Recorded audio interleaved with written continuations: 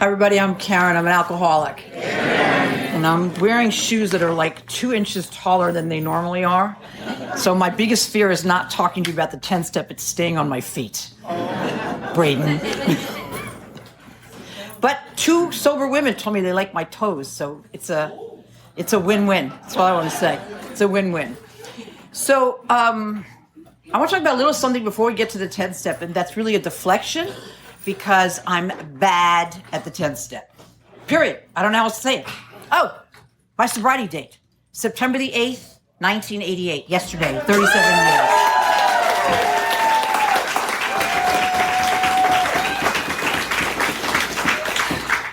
I keep looking over my shoulder, trying to figure out who that actually is.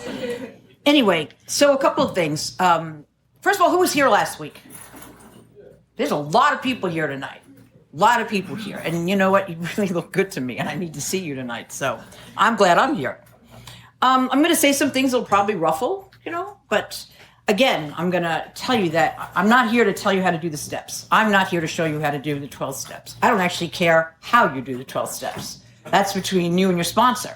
I'm here to talk to you about what happens after you do each of the steps and what happens to me, what happened to me after I did each of these. So, one of the things that I heard coming in from some of the old timers, and I'm happy to tell you that at 37 years, I'm now the old timer, so I can say something completely different, and you'll have to believe that too. That the first thing you hear is steps 10, 11, and 12 are the maintenance steps. And that's the biggest bunch of bull you will ever see. First of all, who's here has ever been on a diet? Come on, guys, you have been on diets. It is not just the women. Who wants to be maintenance? I don't want to be maintenance. I want to keep going until I look good. So anyway, they're not the maintenance steps. They're the growing up steps. They're the growth steps. We grow up. These are the steps that we do a day at a time. These are the 1 day at a time steps of Alcoholics Anonymous, because the steps is what AA is. And that's why we have to focus on the steps, because here's the point. I wrote a lot of stuff down because I'm bad at the 10th step. So I had to make sure that I figured out, how to do it again before I got up here. But the point of the 12 steps, they're designed so that we not only stay sober, but that we're happy about it. That's a big difference. Because I think it's impossible to stay sober and be miserable for any length of time. Any extended time, we don't know how to do that. And, I know you know what I'm talking about. You can be technically sober, and you're like a time bomb waiting to go off. And you can't really explain that to anybody on the outside, but we know what that feels like. And I don't understand it, because I'm going to AA, and I'm doing this, and I'm doing that, and I want to explode. Well, you have to go back to the steps. You have to go back to the steps. And you have to go back to the steps for the simple reason is that there's a gift waiting for us. And you might think it's the gift of sobriety, but it isn't. It's the gift of being sober and being happy about being sober. Let's go. That's a big difference than just being sober. Because personally, I feel like if I'm going to be sober and I'm going to be miserable, or I'm going to be, resentful, or I'm going to be manipulative, or I'm going to be any of the things that were on that list to get rid of, I might as well be drinking. Because it went down much better with a shot of Jack Daniels than it does sober. So being sober and happy, of course they tell us, happy, joyous, and free, but the real gift, and I have to think about this, the real gift of sobriety is the freedom from thinking about drinking. It is the freedom from thinking about drinking. But the only problem is that I don't stop thinking. I may not be thinking about drinking, but I'm thinking about a whole mess of other stuff. Because the longer I'm sober, the more I think I'm supposed to know things. And of course, any of the old timers, there's several of these guys out here, take me out today, I can tell you. They will tell you that the longer you're sober, the less you know. Because your humility has kicked into high gear. You've been catapulted and rocketed to the 4th dimension. And all it tells you is that I am now ready to learn many more things than I ever thought I was ready to learn before. That's all that it is. So I know very little. And that's a good thing, because one thing I do know is that knowledge changes nothing. Just because I know something doesn't mean anything, because I'm powerless. As long as I continue to believe that I'm powerless, knowledge does me no good at all. So what do? Well, I do what everybody else does. I overthink. How else could I get around this? I overthink. Because our instincts tell me my instincts tell me that the longer I stare at something, like really stare at this problem, and the more I think about it and I water it like a weed and I get to it, the worse it's going to get. I'm in no danger of finding a solution. And the reason I'm in no danger of finding a solution is because when we enter the spiritual world, it's not like our problems are solved. They've just kind of slipped away. I no longer care about them. I don't care what you're doing. I don't care where I've been. I don't even care where you've been. I don't care about any of that. So I thought about this as well. Try making a deal with yourself. This is very hard to do. I had a great sponsor that, I didn't like. So this is the thing he used to say to me. He'd say, Albert would say, Carin, try making a deal with yourself. And this is the deal. I want you to trade 5 facts about how you think you should be living your life. 5 facts. Trade them for 1 hour of an unplanned life. I have no idea. Think about that.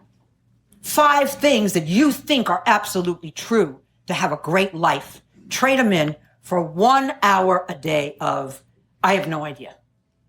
It is the most freeing experiment you will ever do. Because for that 1 hour, your mind goes all over the place. All over the place. Do you ever work with a newcomer and you tell them these things and they go, yeah, I know that, but, I know that. I already heard that. I heard that from my 4th sponsor and you're my 17th. I know, but. And then, as well as I do, that whatever comes after the but is never good news. Never good news, because it always separates us. It separates us from the herd. It separates us from our fellows. It separates us from God. So whatever comes after the but, not good.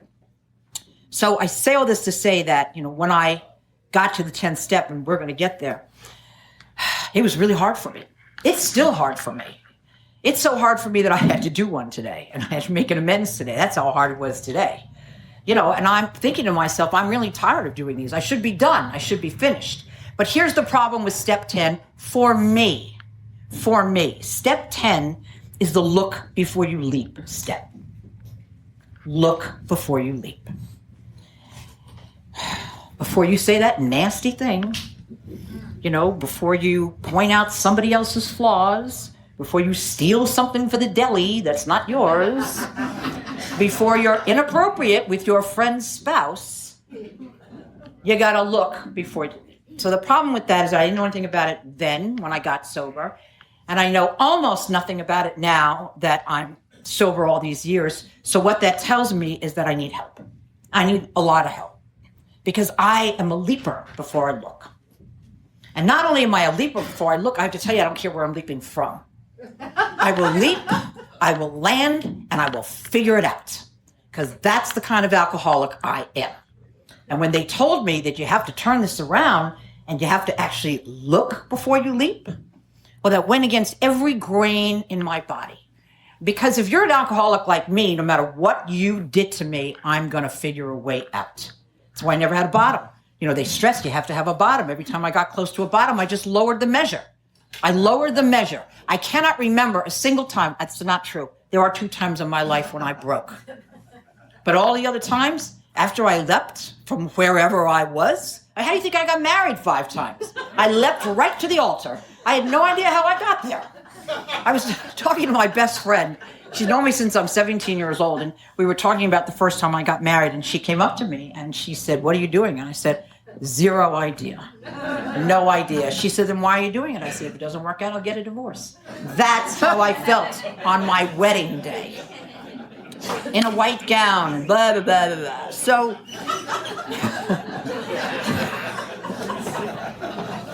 So here's the thing.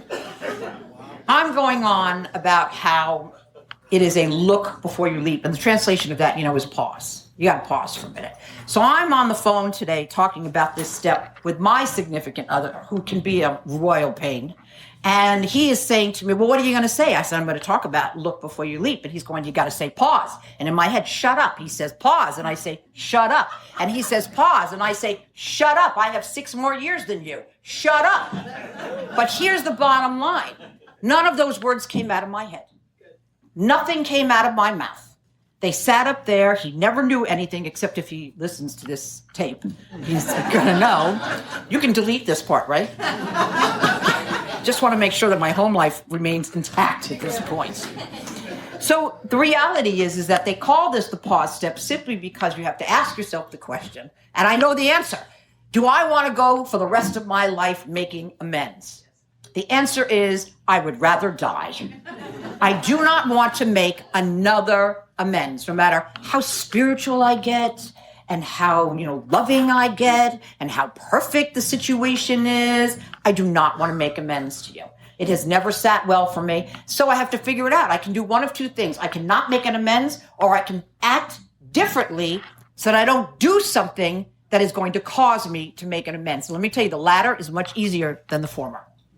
Much easier to amend my behavior. We learned how to do that in 6, 7, 8, and 9. We learned how to amend our behavior simply so that I don't have to go around as a sober alcoholic making amends to you.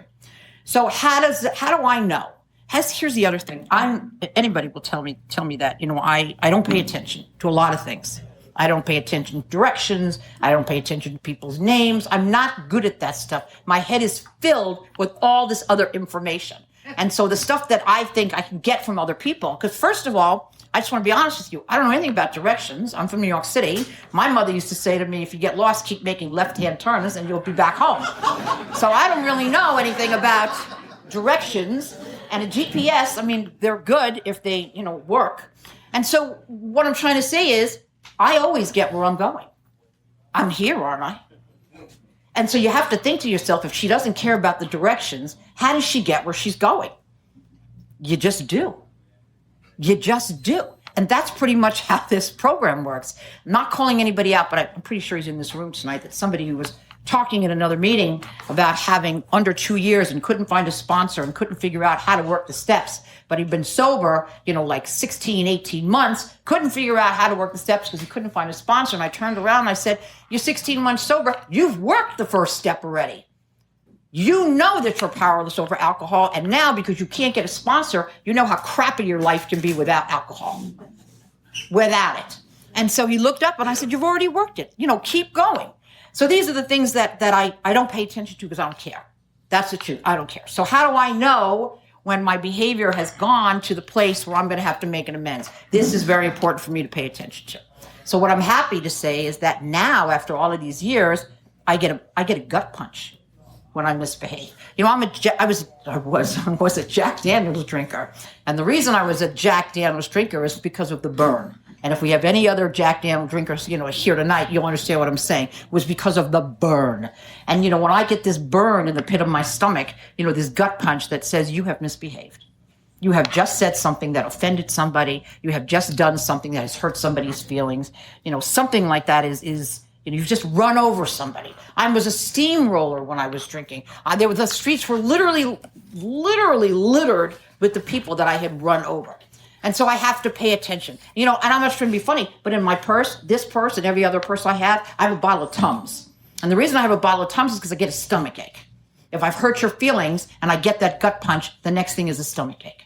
Where does it say that in the big book? Where does it say you're going to walk around with a stomach ache for the rest of your life? It may have something to do with being Jewish. I'm not sure, but because we carry all of our guilt in our stomach, so I'm not sure. But I can tell you that when I get that gut punch, sometimes it can feel like fear. Sometimes it can feel like fear, and I'm going to tell you right now, that is unacceptable to me after 37 years of sobriety. I have no intention of ever living with fear again. And so I take care of it. I have to take care of it. I will not allow myself to be governed by fear ever again. And if you're an alcoholic like me, every decision I made was governed by fear. And the truth is, that is how I got married 5 times. I got married 5 times out of fear, each and every time. So I have no intention of being afraid anymore. So the 12 and 12, and I'm not like Maddie, who's much more literate than I am. He reads and I don't.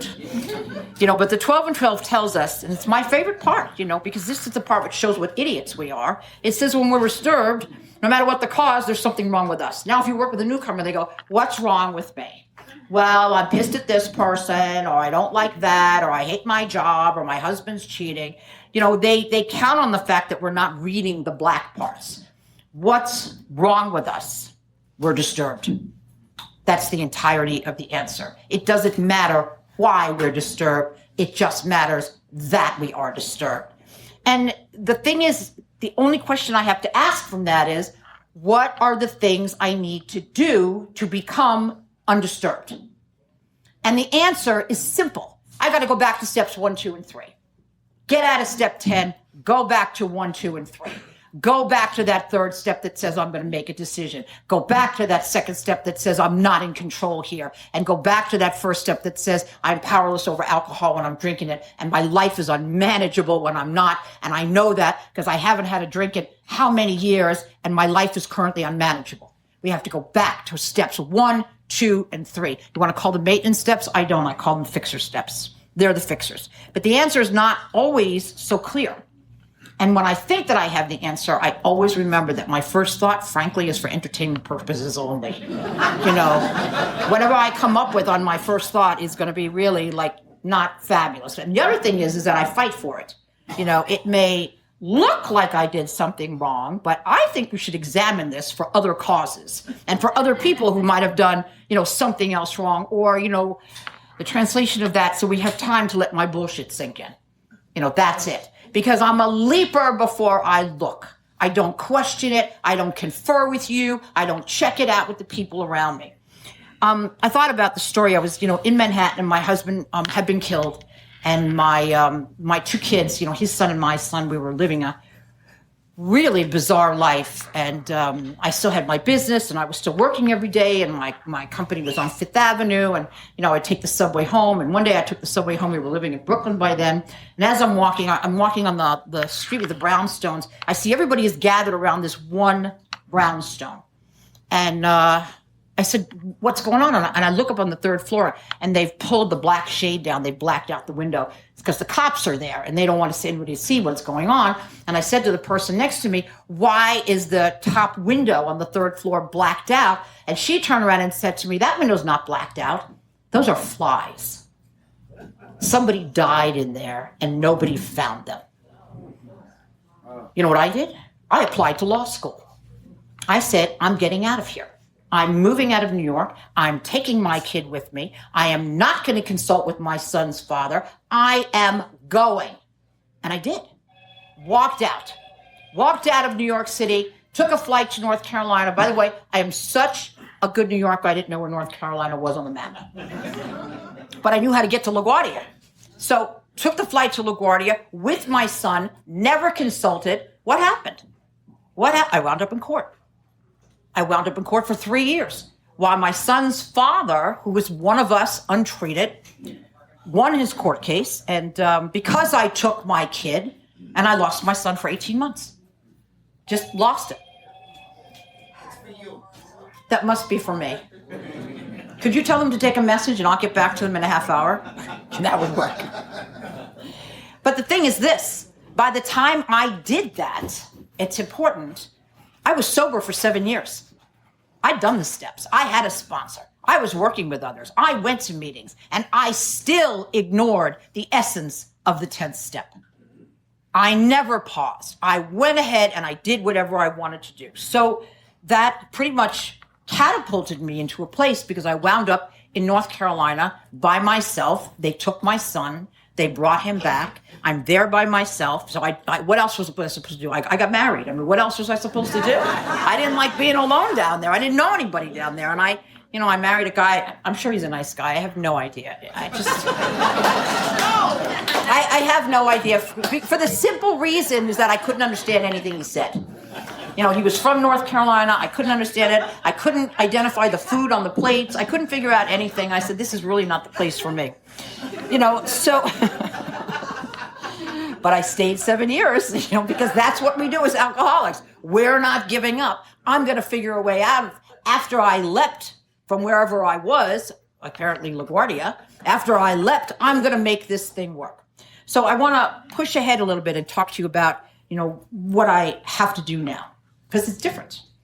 And I've said this before, the only thing that's going to stop me, the only thing that's going to actually put this 10th step in my life is to continue to pray the way that I pray. I pray for clarity. Please, God, let me see this as it really is. Let me see her as she really is. Let me see this job for how it really is. I want to see it clearly. That's the entirety of the prayer. And then I ask for the courage if there is anything to do anything about. And there may not be, but I ask for the courage. Do I stay? Do I go? Whatever that looks like. But that was hard for me to accept. I had a sponsor who made me do that prayer over and over again, but that was hard for me to accept because it wasn't my plan. It was somebody else's plan. And remember, my sponsor, Albert, was the one who told me the only thing you have to do to stay sober in his realm was to be willing to stay sober somebody else's way. And whose way is that? Is what I asked. And he said, anyone but yours. And it turned out to be his. And so I had to be willing to stay sober Albert's way. I tried. I really did. I tried and tried and tried, but I never got my answers from him. He was always like kind of a Yoda something, whatever. I never got my answers from him. My skin was always tight. I pushed and I pushed and I pushed for answers to something I didn't even know what it was. It's important to know that this is how we roll as alcoholics. We are seeking all the time, and we can't figure out what it is. And at the end of the day, again, what we're looking for, we're looking with. You're seeking God, God is within. So all I knew was with all of the pushing and all of the pulling, that whatever I found, this wasn't it either. The principles of the program that they celebrate in the 12th step, the principle for this step is perseverance, which I always thought was odd. I didn't understand why you got perseverance at the end of the 10th step after you had done that. But I can tell you that perseverance as a drinker, well, that just set me up for the next crisis. I could persevere through anything because there would be another crisis and I needed the gunpowder to do that. And so it set me up well. But now I don't have any alcohol. And I've gone through these steps and I'm at the 10th step and I want to know what is it I'm supposed to do? What changes do I have to make? How am I supposed to cope yet once again? And clarity, by the way, only comes when we're actually making the move. It's not like we're clairvoyant and we can see this for, what it is. So when we make the move, it becomes clear. But perseverance, that's trusting the process to God. Perseverance is trusting the process to God. So that sort of catapults me back to the parachute thing. We talk about the parachute thing all the time. And here's the thing. If you're up on the plane and you're like me and they're telling me that I have to believe this parachute is going to open, I'm like, yes, forget about you. I don't think it's going to open. I know what I believe. I don't think this thing is going to save me, on and on and on. But if you're in that plane and someone throws you out of that plane and you're falling, guess how fast you're going to believe in that parachute? When you are falling to the ground and the parachute is the only thing between you and the ground that will save your life, you're like, oh, okay, I'll believe in the parachute. When my son, Oliver, was 16, I was a single parent. His father disappeared a long time before then. And I said to him, what do you want, for your birthday, 16th birthday? And he said, I want to be thrown out of a plane. I am a good parent, okay? So I said, well, I'll check it out. And I did, and I went to the flight school, and sorry, God, I went to the flight school, and they said, you have to be 18. And I thought, I can take care of that. I'd had to do that. And I went to the store, and I bought birthday cards that say, happy 18th birthday, and I dressed him up like he was 18, and he's following this whole thing. He's like, Mommy, aren't they going to know it? They're not going to know if you don't say anything. And how many years am I sober? He's 16. I'm sober like 18 years at that point. And I'm still doing the same bullshit that I did 18 years prior. I say this to say, one of the things that I love about Bill Wilson is how unbelievably fallible he was. That no matter how long he was sober and what moniker he wore as the father of AA, he made a million mistakes during his sober time. And he was always fallible. So I tell you, I was fallible. Anyway, they let us in. And they had to sit down, and they played a video of some guy, a Zen guy, who would tell you what kind of a Zen state you were going to be in after they, threw you out of the plane. And, I'm thinking, this is great. He's going to get his birthday present. I don't think ahead. I'm just going. And so they bring him up in the plane, and I'm down at the ground, and all of a sudden I see him, and he's thrown out of the plane. And I'm thinking to myself, What am I going to tell my parents? That they're not grandparents anymore. And he never comes back. That was a tandem jump. And what I didn't know about the tandem jump is that first of all, they talk shit in his ear the whole time. They just talk stuff in his ear the whole time, and they filmed it. They filmed it. There were two other jumpers out there, and they filmed him coming down. And he got down to the bottom of the ground, and I went in the bathroom and threw up. He was absolutely fine. He thought it was the greatest thing that he ever done. And by the way, just an FYI, not AA, but when you jump out of a plane, you expend 4,000 calories. So anybody who wants to lose a little weight, start jumping.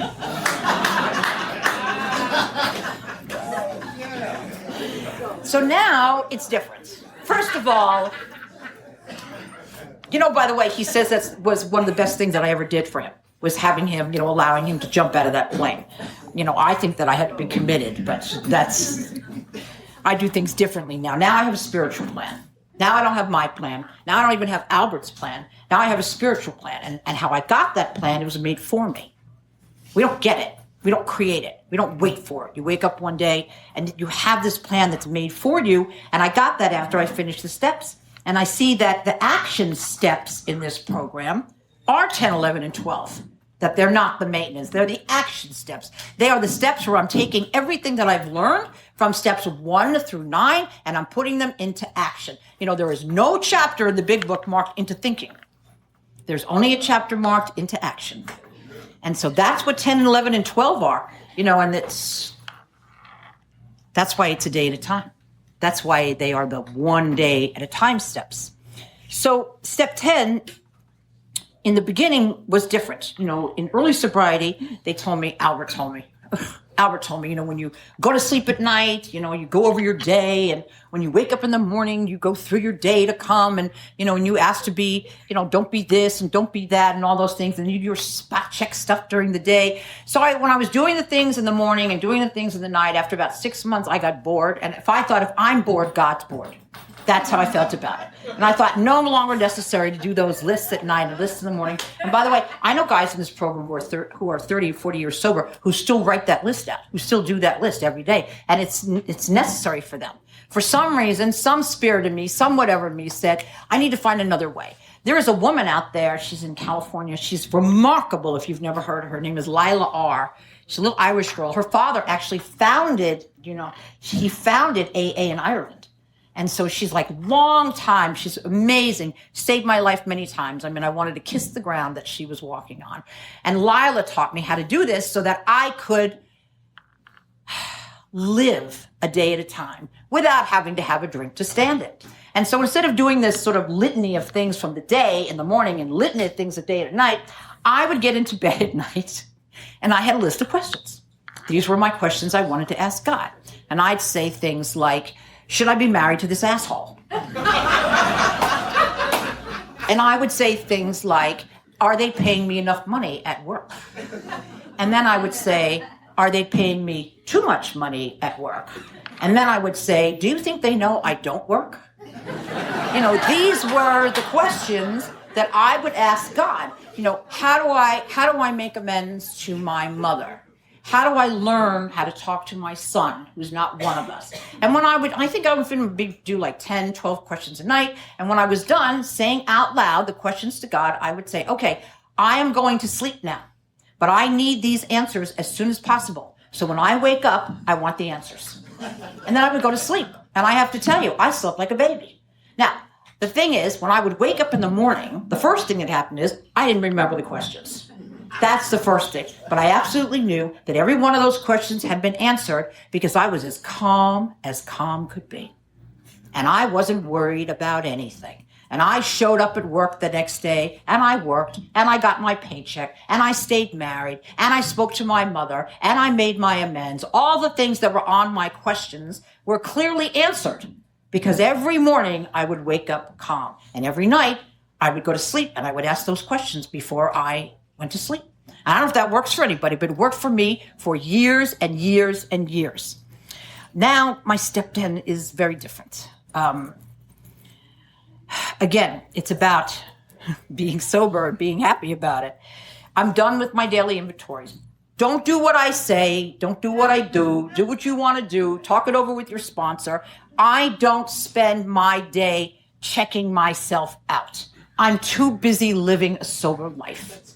That's what I get from this. And when I do something wrong, I get a gut punch and I have an instant stomach ache and I take a couple of Tums and I make an amends. And that is how I live my life today.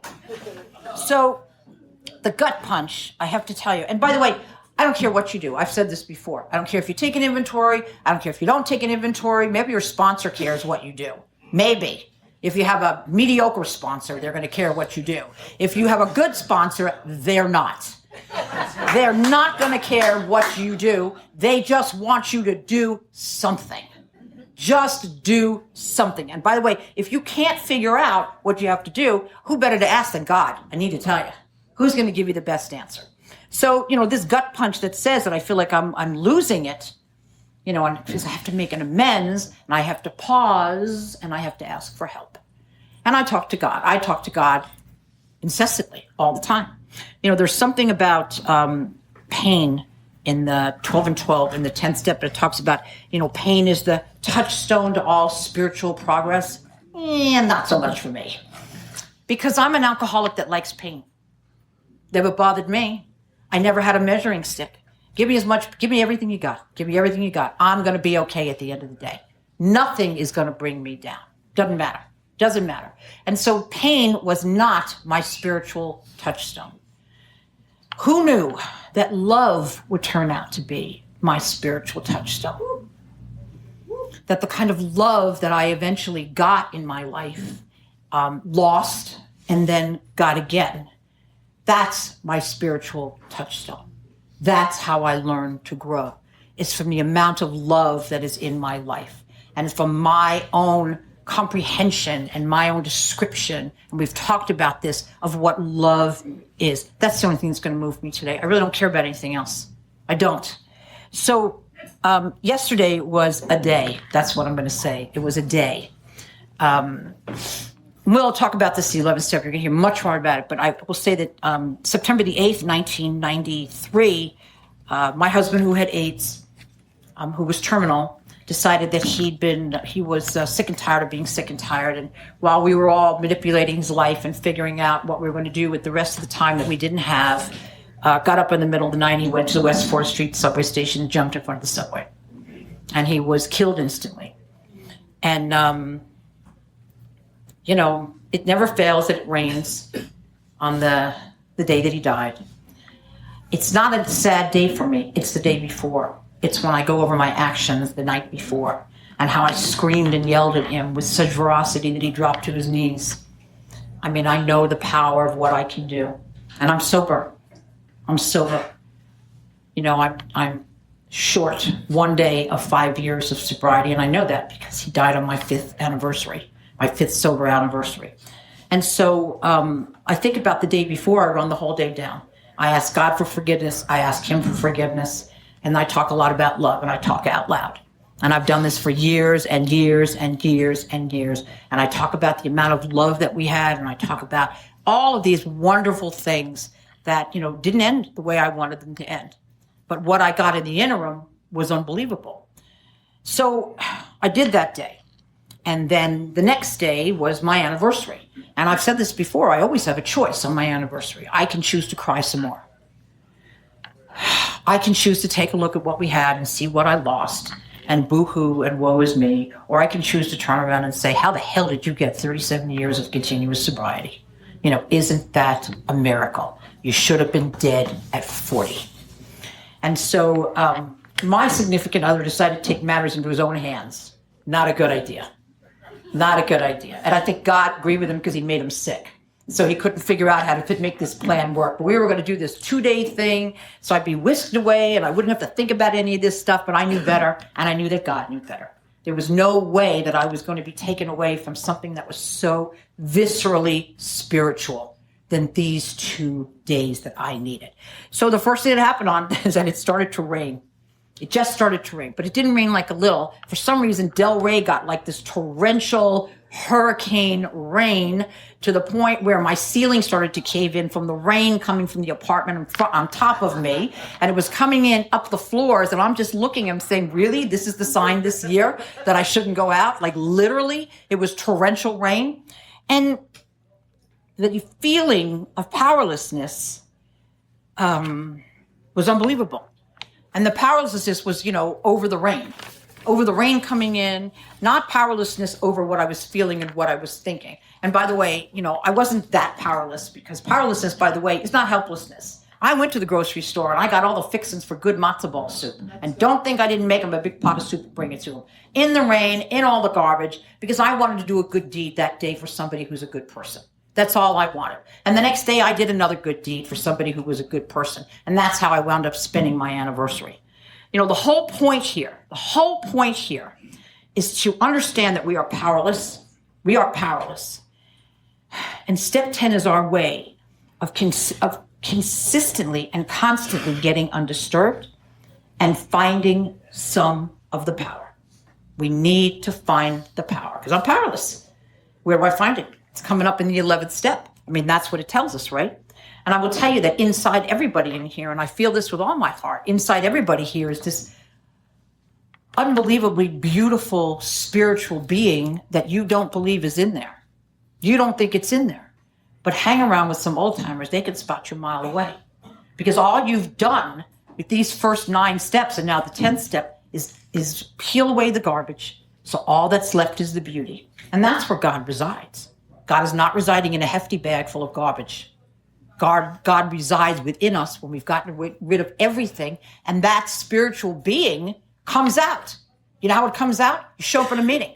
You hug somebody. You say hello. You ask somebody, I have a seat here. You need a seat.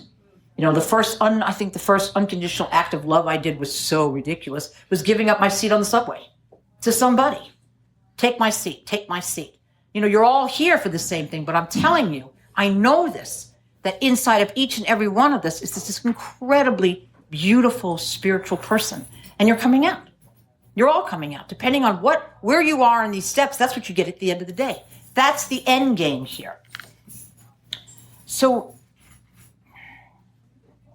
once we've stripped away this garbage and we've allowed ourselves to remain in this 10th step, and we decide that we're going to take a pause before, we do anything terrible, so we don't have to make amends, like me, we make another decision. We make a decision to accept the parachute's purpose. The purpose of the parachute. I'm not telling you to pray to a parachute, by the way. I am telling you to take a look at the purpose of the parachute. That we're in a free fall, and the only thing that is going to help us is the God of our understanding. The only thing that's going to save us is God. And I have to pause long enough, pause to say, this is not up to me. Where is God in all of this? Now, I had to make an amends today to this same lovely person because I was rude. And the other thing is that when you're rude to somebody or you say something that hurts their feelings, they don't all actually come out and tell you, you were rude and you hurt my feelings. All they do is stare at you. And you have to figure it out all by yourself. And so I was stared at for a very long time today until I figured out that maybe I had said something that was slightly inappropriate and had to make an amends for it. And you know what happened after I made the amends? Nothing. We went on the way we were before. Nothing. I gave up nothing. And all I did was make a little bit more room for God inside of me. I gave this away and God moved in. So the last thing that I want to touch on, because we're pretty much out of time, is that, I sponsor a lot of people. I do, and I love it. Usually between 15 and 20 at any given time. And don't all call me on the same day, so I'm happy about that. And I usually just have one newcomer who's running the steps, and the rest are old timers, who call when, something else is going on. But I remember them all. When they came in, and they all had the same question at some point or another. They all turned around and they asked 2 things. What's the right way to pray? And how do you find God? And so the first one was easy. I learned that early, is that there's no way to pray. That's personal. That's between you and your God, whatever you say. When they took my son for those 18 months, I remember distinctly driving into a cornfield in North Carolina, because I don't really think there's anything other than cornfields in North Carolina. And I drove out to this cornfield, and I'm standing there screaming at the top of my lungs, F you, God. F you, God, for doing what you did to me. And I went back to the house after a couple of hours of that, and I called Albert, and I told him what I said, and he said, well, that's good. At least you're praying. But the second question, how do you find God, is a little more complicated. Because I don't think the question is, how do you find God? I think it's, when do you find God? And I think that we don't find God until we absolutely, positively have to. Otherwise, we think we're going to die. And that's when we allow God to come in. So next week, we're going to talk about the 11th step, about, when I found God, and you'll hear the rest of this story. It's been a phenomenal 48 hours, I want to tell you. Could have been crappy, but it was great. And since I'm on tape, I want to thank Jana, because on my anniversary, at some ungodly sun ain't up yet time of day, she sent me a note that thanked me for being in AA and thanked me for God. And I thought, this is the first thing that I'm hearing in my day. I must be living a very good life. It's a good day to be sober. See you next week.